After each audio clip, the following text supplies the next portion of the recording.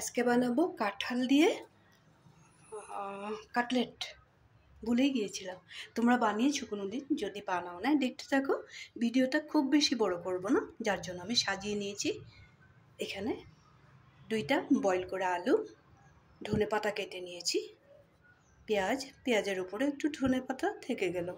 এখানে থেতু করে দিয়েছি আদা রসুন আর কাঁচা লঙ্কা। এখন এখানে দিয়ে দেব লবণ।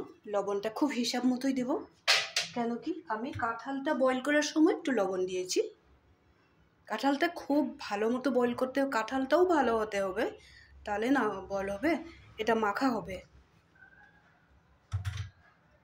কাঁঠালটা এখানে দিয়েই দেব। একটু গরম আছে বলে দেইনি, সাথেই রাখবো। এখানে বাইন্ডিংয়ের জন্য দিব একটুখানি কর্নফ্লোর, খুব বেশি না, এতটুকুই দিব।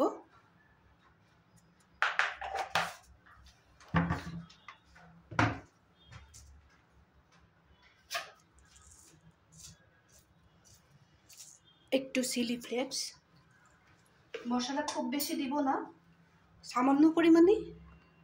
একটু হলদি পাউডার, একটু গোলমরিচের গুঁড়া, কালারের জন্য একটুখানি লঙ্কার গুঁড়া,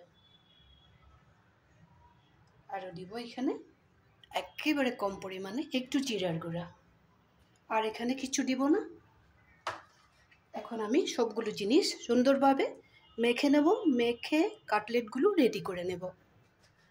তার আগে আরেকটা জিনিসও দিয়ে দেব। মাখার সময় আমি একটু সাদা তেল ব্যবহার করব।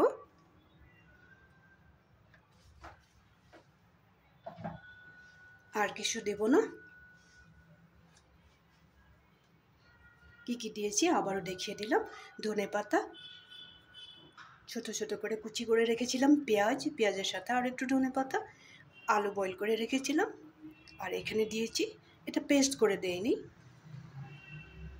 আদা রসুন আর কাঁচা লঙ্কা। আরও বাইন্ডিংয়ের জন্য একটুখানি কর্নফ্লোর দিলাম। আর কাঁঠালটা গরম ছিল বলে একসাথে দেখাইনি, এখন ঠান্ডা হয়ে যাবে, আমি মেখে নেব সব কিছু। তারপরে আমি কাটলেটগুলো বানিয়ে তোমাদেরকে দেখাচ্ছি।